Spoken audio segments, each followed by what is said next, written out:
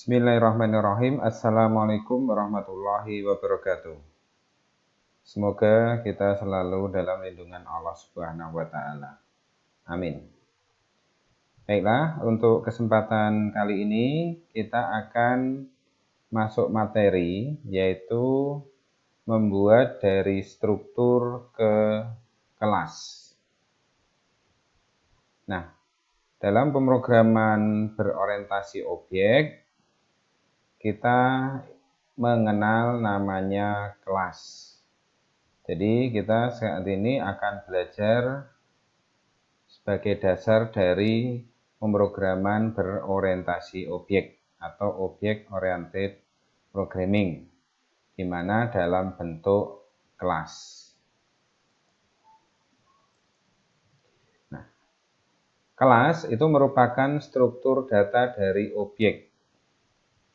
Perbedaan utama dengan struktur terletak pada kata kunci yang mendefinisikan.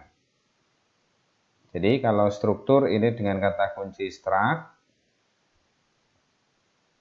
sedangkan untuk kelas itu dengan kata kunci class. Nah, untuk lebih jelasnya, ini kita bandingkan program berikut. Ini saya mempunyai program dengan memanfaatkan struktur. Ini saya kasih nama struktur MHS, struktur mahasiswa. Jadi di sini, ini struct MHS, int name, char nama, char alamat.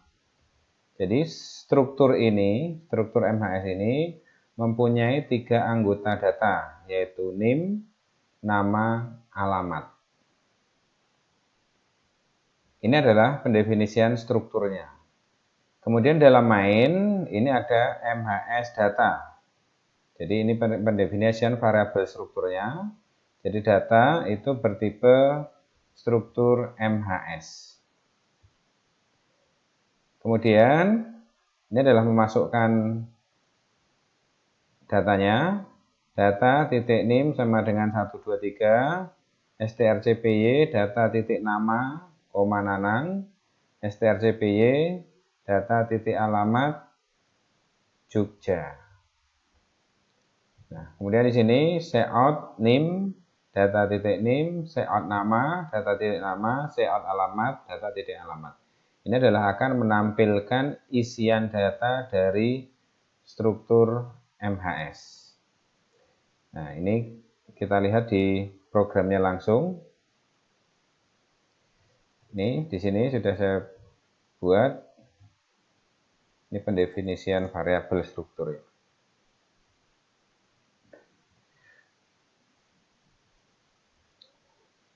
Nah, langsung saya running. Ini sama dengan yang di PPT.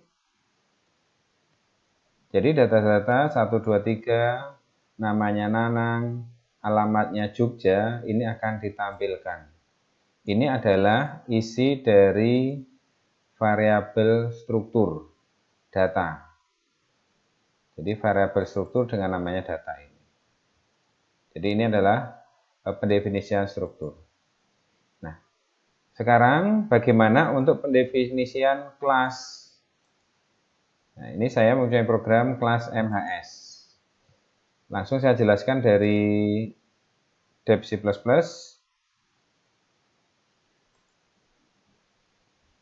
Nah, yang pertama, untuk mendefinisikan kelas itu menggunakan kata kunci kelas. Ini adalah untuk mendefinisikan sebuah kelas.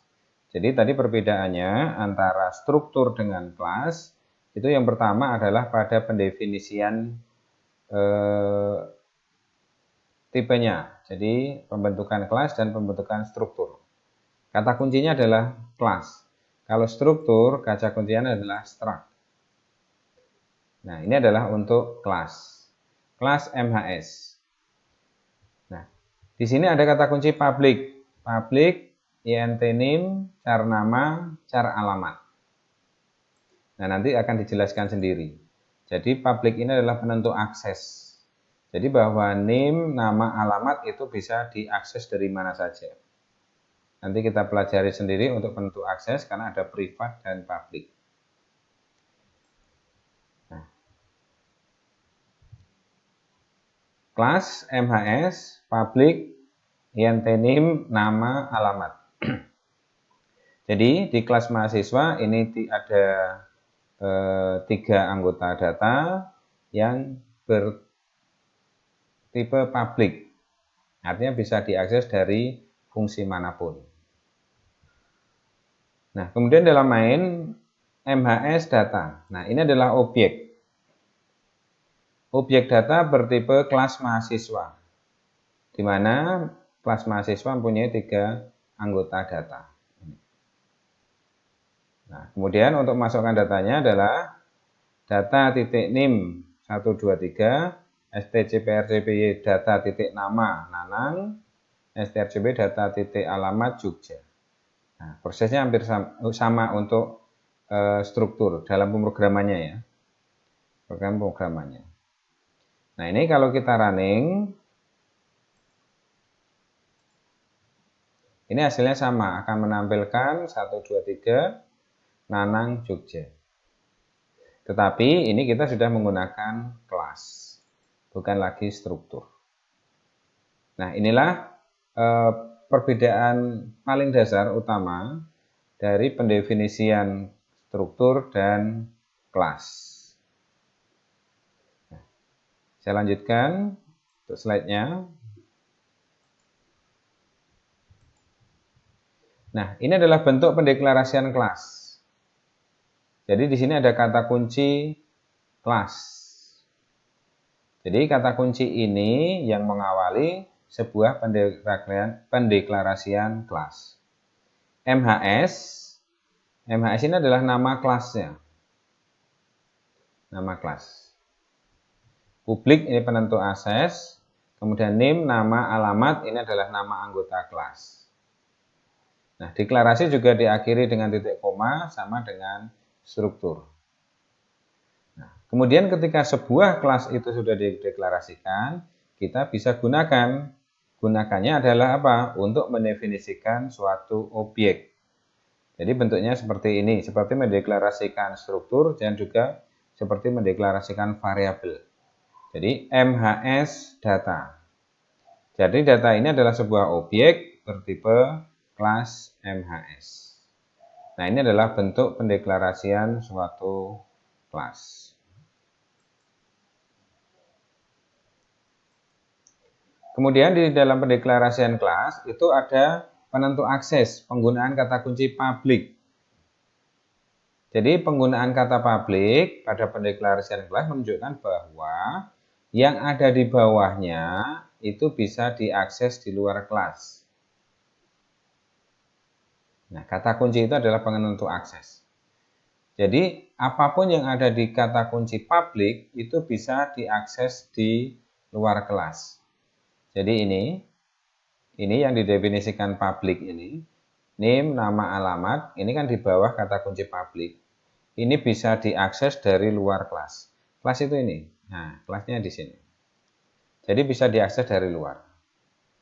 Nah, apa ada yang tidak bisa diakses? Nah, itu tergantung dari pendefinisiannya. Selain kata kunci publik, itu juga ada kata kunci privat. Penentu akses privat biasa digunakan dalam kelas untuk memproteksi anggota tertentu pada kelas agar tidak dapat diakses di luar kelas secara langsung. Nah, ini kata kuncinya ada 2, publik dan privat. Kalau publik itu bisa diakses langsung dari luar kelas, tapi kalau privat itu tidak bisa diakses langsung dari luar kelas.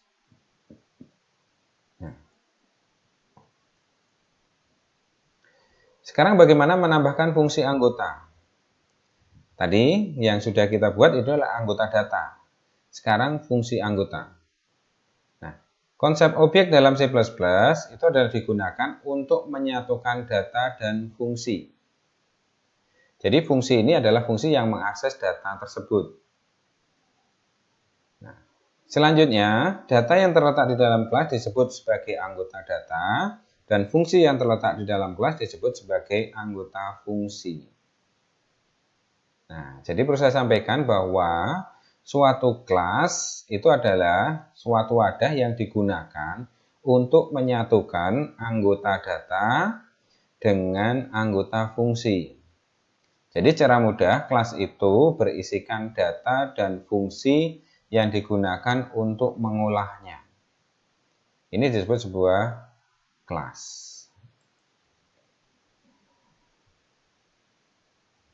Nah, pada pemrograman berorientasi objek, data dan fungsi harus dirancang secara bersamaan.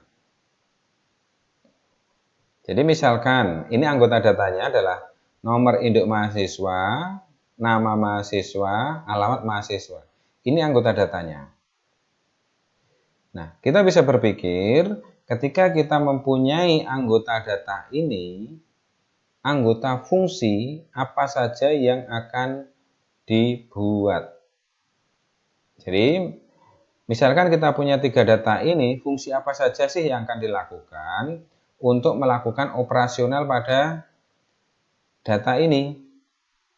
Jadi, misalkan ini menambahkan fungsi anggota. Di awal perancangan harus dipikirkan fungsi-fungsi dasar yang digunakan untuk mengakses ketiga data tersebut. Misalkan ini fungsi anggotanya itu dapat berupa mengisikan data, menampilkan data. Jadi kita punya data NIM, nama, alamat, itu kita akan membuat fungsi untuk mengisikan data dan menampilkan data.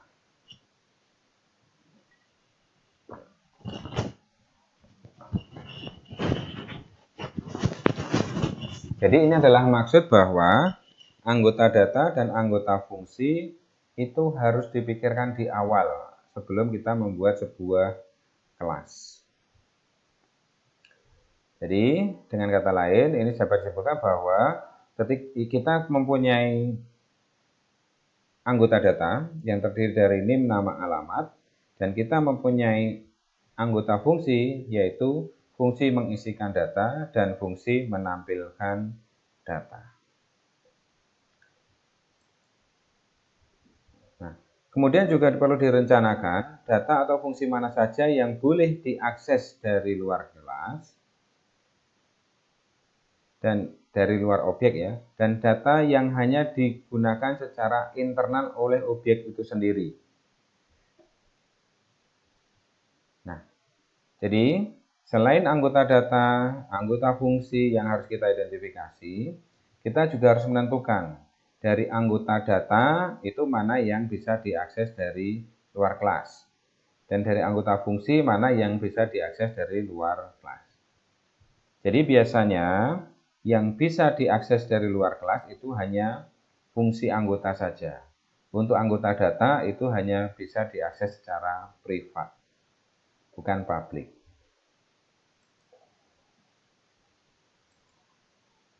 Nah, ini contoh programnya, di mana ada penggunaan privat, publik, dan anggota fungsinya. Saya langsung ke program saja.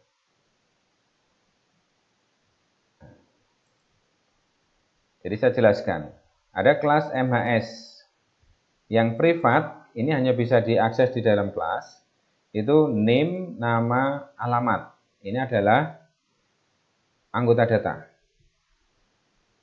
Sedangkan yang publik, ini adalah fungsi anggota. Jadi inisialisasi dan info. Dalam membuat fungsi anggota, itu sama dengan membuat fungsi biasa yang sudah kita pelajari. Nah, sekarang di dalam fungsi anggota itu ada parameternya. Ini argumen yang akan digunakan mengirimkan data, menerima data. Inisialisasi ada int name, char bintang nama, char bintang alamat. Di dalam fungsinya itu adalah NIM sama dengan NIM, ini N-nya besar. Nama sama dengan nama, ini N-nya besar. Alamat sama dengan alamat, strcpy ya. Ini A-nya besar, ini adalah dua yang berbeda. Jadi ini dari sini, ini nama, ini dari sini, name, ini dari sini, ini dari argumen. Nah, name, nama alamat yang huruf kecil ini adalah anggota data. Anggota data. Sedangkan ini adalah argumen. Nah, ini adalah inisialisasi, yaitu untuk memasukkan data dari input, dari parameter input di sini ke dalam objek nanti. Ini adalah objeknya objek data sini. Kemudian void info. Void info ini adalah untuk menampilkan. Jadi fungsi info ini adalah fungsi yang digunakan untuk menampilkan data. Cout name, name. Cout nama, nama. Cout alamat, alamat. Nah, Anda perhatikan di sini, ini langsung. Langsung apa? Langsung mengakses name, nama, alamat. Nah, ini bisa dilakukan karena name, nama, alamat adalah privat. Dan ini sama-sama diakses dari dalam kelas. Sehingga bisa diakses langsung dengan menyebutkan nama anggota datanya ini secara langsung. Ini adalah contoh pendefinisian privat di mana anggota data yang bersifat privat ini hanya bisa diakses dari dalam kelas secara langsung. Nah, kemudian yang public itu adalah fungsinya. Jadi fungsi inisialisasi dan fungsi info.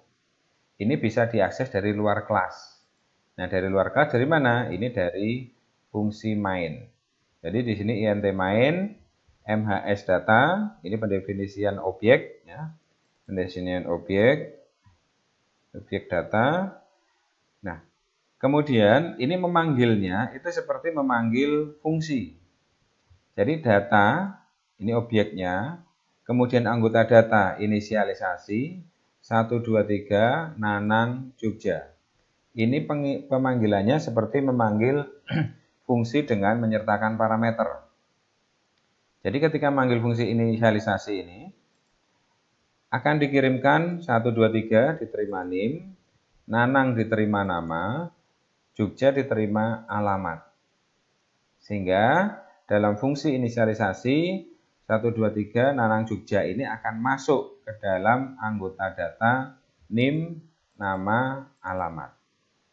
Nah, jadi nilai datanya sudah masuk di sini ketika ada pemanggilan ini. Nah, selanjutnya data info. Data info ini adalah memanggil anggota fungsi info. Apa di dalam info? Info di sini menampilkan name, tampilkan name, nama, tampilkan nama, alamat, tampilkan alamat. Sehingga data yang dikirimkan tadi, yang diterima dalam anggota data, name, nama, alamat, itu akan ditampilkan dengan adanya pemanggilan fungsi info. Jadi ini seperti membuat fungsi biasa, membuat fungsi dan memanggilnya. Cuma ini kita kemas dalam bentuk kelas. Nah, sekarang kita coba running. Ini hasilnya sama, cuma 1, 2, 3, Nanang Jogja. Tapi dengan cara pembuatan kelas, di mana ada anggota data yang sifatnya privat dan ada anggota fungsi yang sifatnya publik.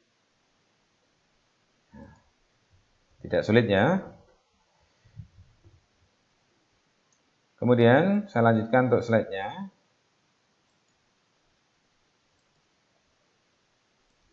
Nah, ini penjelasan.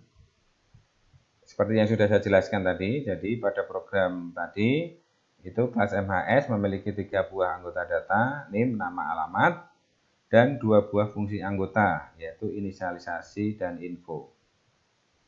Ketiga data anggota dinyatakan privat, sehingga tidak dapat diakses di luar kelas. Namun, anggota data tersebut dapat diakses oleh kedua fungsi anggota. Dan semua fungsi anggota fungsi anggota dapat diakses di luar kelas, karena dinyatakan dalam publik. Nah, pendefinisian anggota kelas mempunyai aturan seperti halnya fungsi biasa. Tadi sudah saya jelaskan ya. Jadi misalkan seperti ini, void inisialisasi, int name, char bintang nama, char bintang alamat. Ini kan pendefinisian fungsi yang sudah kita pelajari beberapa waktu yang lalu.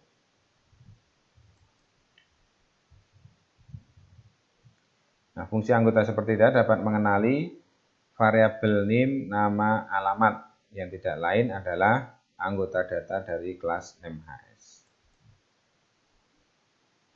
Nah, sekarang mendefinisikan beberapa objek. Beberapa objek dengan kelas yang sama itu dapat didefinisikan sebagaimana pendefinisian variabel biasa. Nah, ini langsung contoh di program. Jadi ketika ini kelas mahasiswa, sama ya dengan contoh yang tadi, ini kita mendefinisikan dua objek. Pertama adalah objek data, yang kedua adalah objek biodata. Ini adalah dua buah objek yang berbeda. Nah, contohnya, data inisialisasi 123 Nanang Jogja. Ini adalah untuk objek data. Kemudian objek biodata inisialisasi 124 Budi Jakarta. Kemudian ini dipanggil data.info biodata.info. Nah, dengan cara seperti ini, ketika program di running itu akan menampilkan kedua isi dari objek data ini. Running.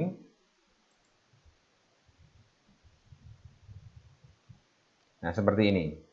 Jadi kita bisa melihat bahwa kedua objek data ini berisikan data yang berbeda.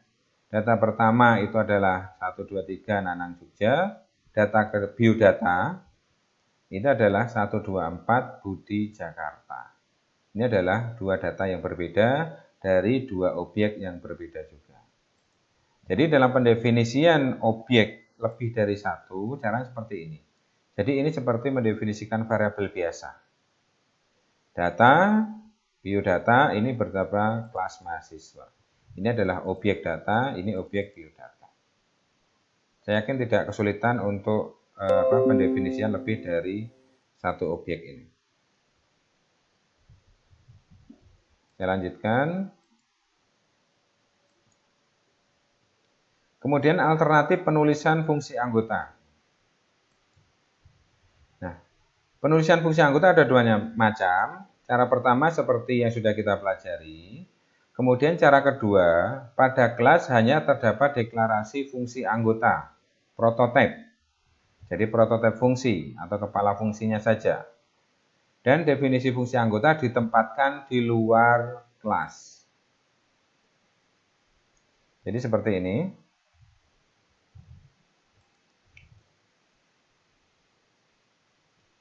Anda perhatikan di sini.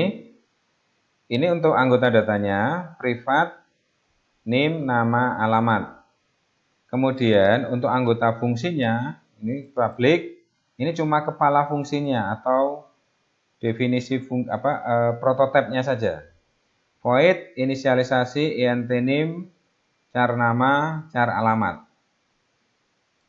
Kemudian void info. Jadi di anggota fungsinya cuma prototipenya saja. Nah, kemudian di mana definisi fungsinya? Nah, definisi fungsinya itu ada di bawahnya. Di sini void MHS inisialisasi. Int name, char bintang nama, char bintang alamat. Name, strcpy nama-nama, strpy alamat-alamat. Ini sama caranya ya. Kemudian yang kedua, void MHS info. Nah, cout name, nama, alamat ditampilkan. Nah, Anda perhatikan ini. Masih ingat ini operator apa? Ini adalah operator resolusi lingkup. Jadi operator yang digunakan untuk mengakses nilai dari suatu variabel yang ada di luar fungsi. Nah, kemudian untuk memanggilnya sama. Jadi ini ada alternatif penulisan anggota fungsi saja. Jadi di dalam kelas itu bisa ramping. Jadi kalau anggota datanya banyak, anggota fungsinya banyak, nah kalau anggota data tetap di dalam kelas, anggota fungsi itu adalah baris-baris program yang digunakan untuk mengakses anggota data. Sehingga kalau kita tempatkan di luar kelas, itu kelasnya menjadi ramping, kelihatan enak. Jadi fungsi anggota yang mengelola data itu apa saja akan terlihat di sini prototipenya. Nah ini kalau kita running, ini hasilnya sama.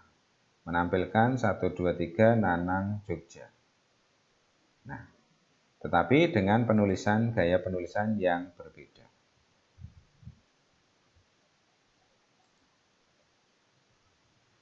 Nah, bagaimana kalau nama parameter dan anggota data sama? Ini adalah pada pendefinisian fungsi anggota, inisialisasi, dan info. Jadi Anda perhatikan di inisialisasi ya. MHS inisialisasi, INT NIM, nama, alamat. Kalau ini berbeda-beda ya. Karena N-nya besar NIM, N-nya besar nama, alamatnya A-nya besar. Ini adalah dua buah yang berbeda. Bagaimana kalau N nama NIM ini N-nya kecil, N nama N-nya kecil, alamat A-nya kecil.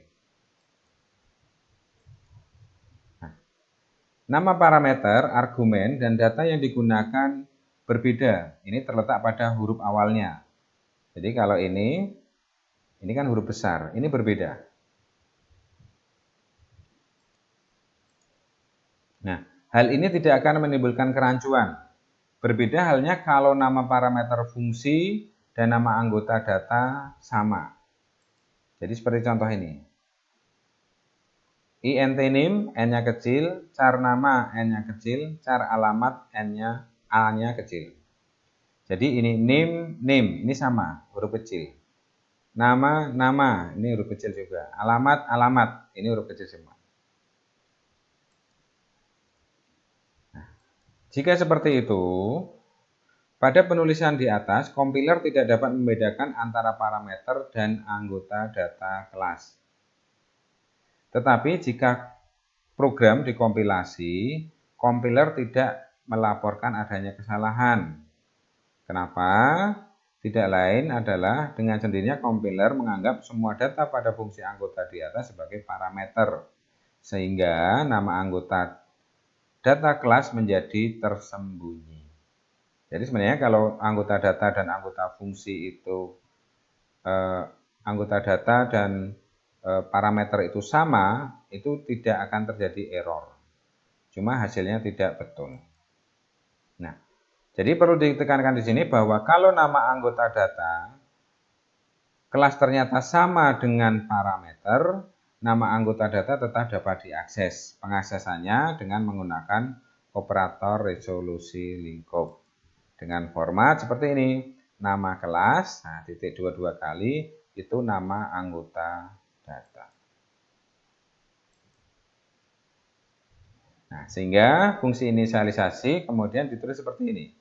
Void MHS inisialisasi, INT NIM, char nama, char alamat, ini sama dengan anggota datanya, tetapi dalam tubuh pendefinisian fungsinya seperti ini. MHS titik 2 kali NIM. strcpy MHS titik 2 nama, nama. strcpy MHS titik 2 alamat, alamat. Ini adalah alternatif jika nama parameter dan anggota data penulisannya sama. Tapi kalau penulisannya beda tidak perlu seperti ini, hanya ketika penulisannya sama. Sama itu dari ini huruf kecil, huruf kecil, huruf kecil. Ini sama. Ini contoh programnya. Nah, ini parameternya sama dengan anggota data. Kemudian untuk mengakses anggota datanya adalah dengan operator resolusi lingkup. MHS titik 2 kali NIM, MHS titik 2 kali nama, MHS titik 2 kali alamat. Ini adalah untuk membedakan supaya compiler bisa membedakan mana anggota data dan mana parameter. Ini kalau di running ya hasilnya sama dengan tadi karena ini hanya cara penulisan anggota data dan fungsi yang sama. NIM 123, nama Nanang, alamat Jogja.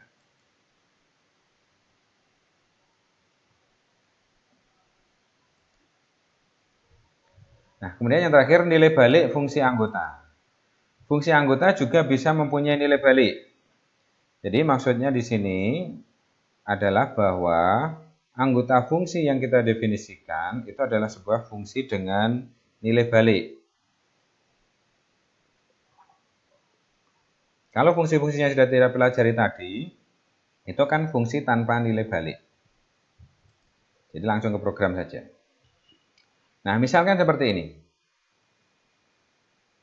Ini contoh yang berbeda. Ada kelas tanggal. Privatnya adalah INT tanggal, INT bulan, INT tahun. Publiknya void beri tanggal. INT tanggal, bulan, tahun. Ini adalah untuk inisialisasi tadi, untuk masukkan. Void info. Ini adalah fungsi info yang didefinisikan. Fungsi info. Fungsi infonya mana? Nah, di sini. Ini void tanggalnya, untuk masukkan data tanggalnya nanti dari input. Kemudian ini fungsi infonya. Setout, setFit 0. Jadi nanti memberikan di depannya 0 untuk ZW ya. Setout tanggal, ZW2 tanggal, slash ini garis miring, ZW2 bulan, garis miring, tahun. Kemudian setFill 0 ini mengembalikan, setFill kosong ini mengembalikan ke bentuk semula. Nah, kemudian di dalam kelas ini ada juga fungsi dengan nilai balik. Ini langsung di dalam kelas karena tinggal return nilai baliknya saja. INT info tanggal. Ini return tanggal. Jadi kalau ini kita tulis lengkap, fungsinya akan seperti ini ya. Ini saya buat di dalam satu baris saja. Nah, jadi akan seperti ini. Kalau tidak ditulis dalam satu baris. Nah, seperti ini. Jadi fungsinya seperti ini. INT info tanggal, return tanggal. Anda perhatikan return ini adalah untuk mengembalikan nilai balik. INT info bulan, return bulan. INT info tahun, return tahun. Ini adalah anggota fungsi di dalam kelas yang berupa fungsi dengan nilai balik. Nah, sekarang bagaimana untuk pemanggilannya? INT main, ini fungsi utamanya, tanggal lahir. Jadi tanggal lahir ini adalah objek bertipe kelas tanggal. Tanggal lahir titik beri tanggal, misalkan ini tanggal 25 bulan 6 1991. Kemudian tanggal lahir titik info, memanggil fungsi info. Fungsi info di sini dengan garis miring ya. Fungsi info dengan garis miring. Jadi menampilkan tanggal dengan format garis miring. Nah, kemudian setout tanggal. Nah, ini yang untuk memanggil fungsi dengan nilai balik. Jadi tanggal lahir titik info tanggal, langsung memanggil fungsi dengan nilai balik. Ini strip tanggal lahir titik info bulan. Strip tanggal lahir titik info tahun. Ini adalah pemanggilan fungsi anggota, yaitu fungsi dengan nilai balik. Nah, jadi yang fungsi tanpa nilai balik dengan garis miring tampilannya, dengan fungsi dengan nilai balik dengan strip tampilannya. Nah, ini kita coba running. Nah, di sini Anda perhatikan. Ini adalah hasil dari pemanggilan fungsi info, fungsi tanpa nilai balik. Sedangkan ini adalah dengan pemanggilan fungsi dengan nilai balik. Jadi Anda perhatikan bahwa di dalam anggota fungsi di dalam kelas itu juga bisa mengandung fungsi dengan nilai balik. Nah, cara pembuatannya sama dengan membuat fungsi biasa. Jadi, anggota data fungsi dalam kelas itu adalah fungsi-fungsi yang sudah kita pelajari, yang digunakan untuk mengolah anggota data. Nah, semoga tidak sulit, silakan dicoba contoh-contohnya.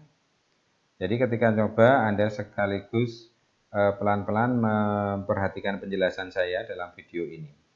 Karena ini adalah merupakan dasar pembuatan kelas, di mana nanti Anda akan belajar untuk membuat kelas dalam pemrograman berorientasi objek. Nah, demikian untuk materi ini dari kelas ke objek. Selamat belajar. Terima kasih. Assalamualaikum warahmatullahi wabarakatuh.